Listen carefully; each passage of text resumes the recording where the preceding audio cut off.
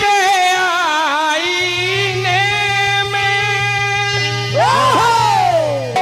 ए भगवान का जनन ओ तेरे दर को छोड़ के देवा क्या रखा जीने में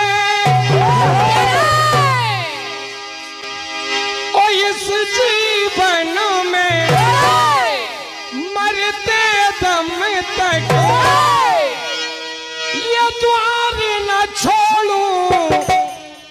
जन्म जन्म